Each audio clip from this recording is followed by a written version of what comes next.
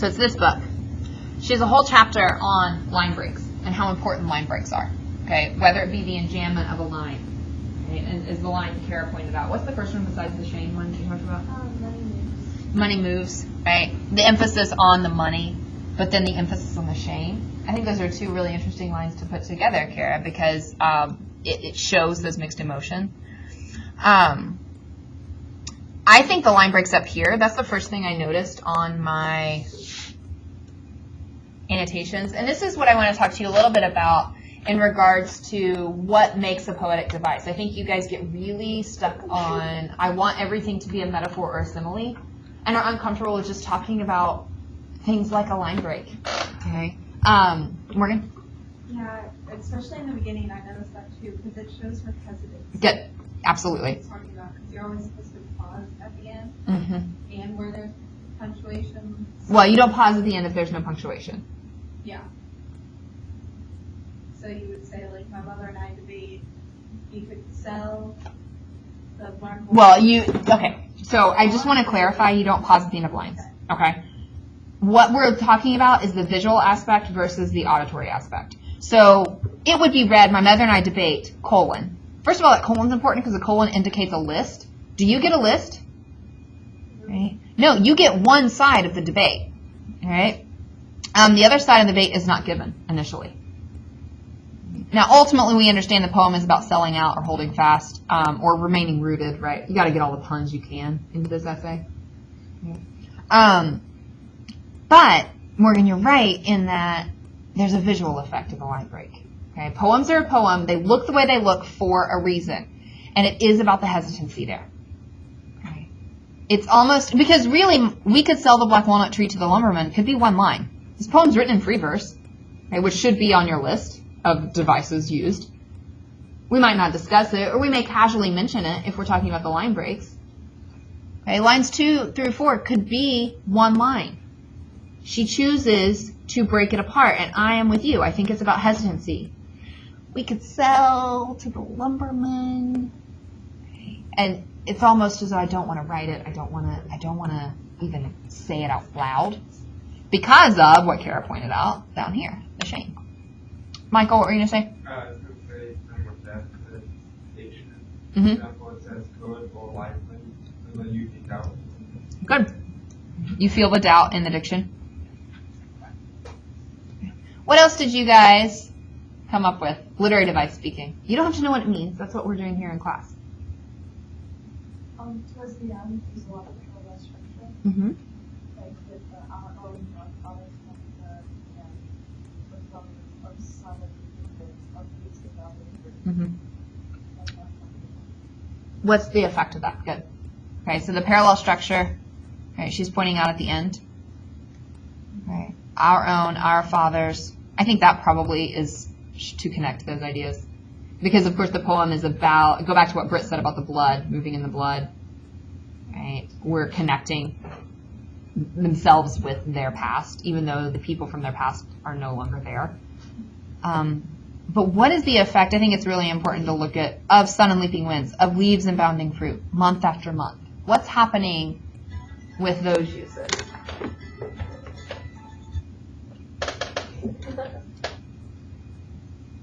What do you think? Help Paul out. Alice.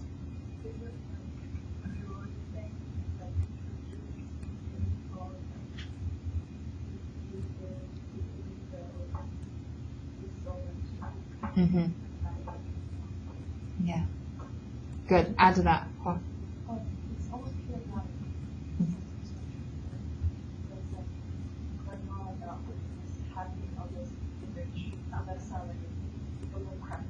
Yes, good. You do have a periodic sentence here. What is a periodic sentence? Yes, the point is at the end. Or the, there's something at the end much more important, or not important, but that the writer wants to withhold from you. Okay? I think we have to look at the imagery of this tree. Right? How does that feel there, those lines? The Black Walnut Tree swings through another year of sun and leaping winds, of leaves and bounding fruit. There's a build of that with that parallel structure. But what does it make you feel like? How does the tree feel? Alice used the word heroic. I like that word. Okay. It's big, it's tall, it's heroic, it's swinging, it's powerful. It's bountiful. Feels joyous. Month after month, the whip crack of the mortgage. So that withholding that, it plays with your emotions a little bit. Michael? You said you need the last section where it's describing some of the ways about the group. You have the repetition of the E sound. I think it does create euphony. I mean, there's a lot of sound working. Can you hold that thought for a minute? We'll move to sound right after we finish this. Okay. Yeah, absolutely. It's all about tone. Okay. The euphony adds to, right. The tone here is very, I have words passionate, nostalgic, joyful, bountiful, exulting, E-X-U-L-T, right? But then we have month after month the whip crack of the mortgage. What do we got to do with that? Snap back to reality. Nobody's going to sing? Thank you, Britt. I mean, come on. I left that wide open for several of you. The whip crack, what is that? Okay. What's the device? Onomatopoeia. Okay. We can learn how to spell that word. We sure can. Okay. Crack. Crack here does not mean fissure or break in something. It means the sound. Right? Yes, thank you. Why bring up the whip crack? What's the implied metaphor by the time you get to the end of that? Whip crack of the mortgage. I mean, you guys are looking at the answers here. Can you not see my handwriting? Yes. Okay. Here, I'll zoom in. Metaphor's right there for you. Right. This onomatopoeia creates a harsh, cruel tone, right? Or it's a cacophonous whip crack, which snaps us out of the euphony that Michael pointed out in the preceding lines. Okay. The mortgage becomes the slave master who is stern and heartless. The slave master that doesn't care about the tree, right? Because, of course, the whole debate in the poem is between the monetary versus the familial value of the tree. You look frustrated. Why are you frustrated? Yeah. Okay. Is it more just the clock, the time's not passing as quickly as you want it to? Okay. Talk to me about sound. We're almost finished, guys. Talk to me about sound. Yes. Listen to this. Likely some storm anyway will churn down its dark boughs, smashing the house. Okay. There's a lot of cacophony there, which of course reinforces the perhaps impending sort of doom of the tree. Okay. Will, what were you saying? So many other hand raised back there. Oh, sorry, Jeff. So is that assonance in there with the down, bows, house sound? I didn't catch that, but yeah, sure.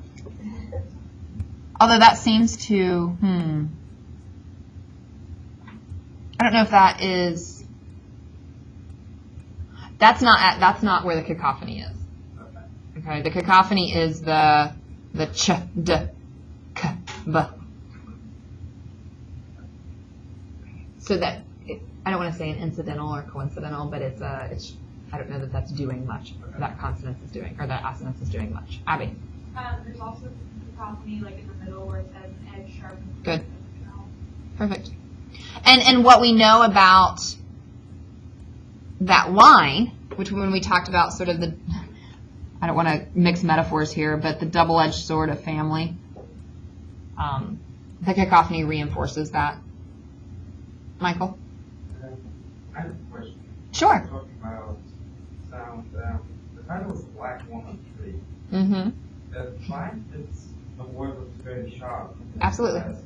So, is it placed in there, like sort of like focus on the platform? Absolutely. Look, Michael, I'm glad you brought up color. No one had brought it up yet. What two colors do you have in the poem? Black and blue.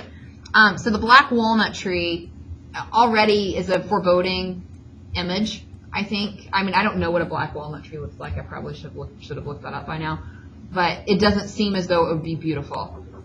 Okay, it seems as though it's a very heavy word. It's a heavy color, a dense color. Doesn't give off much joy or happiness. Instead, it feels like a burden. Okay, right here talk about the dark, and of course it talks about the dark boughs in that line. When we get down to and this goes with the sound too. That night I dream of my fathers out of Bohemia, filling the blue fields of fresh and generous Ohio. First of all, that alliteration there is so soothing. Okay, you see where I am? Fathers out of Bohemia, filling the blue fields of fresh and generous Ohio. Okay, but blue as a color, right? And again, something brighter than money. And notice it happens, and it happens after the but. Okay? When we're going to start talking about why we love this tree, why perhaps we should keep this tree. In other words, the other side of the debate. And the colors get brighter, big, heavy, right? We're showing a picture of the tree. And we're in a blue field. A blue, I don't think many of us associate the color with the same things that we associate with the heaviness of black and black walnut, correct? What tone words did you guys use?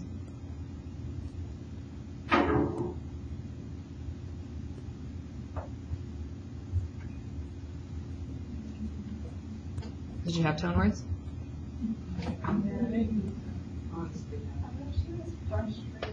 Well, she is frustrated. What's she frustrated at? She can't have both. You can't have both, right?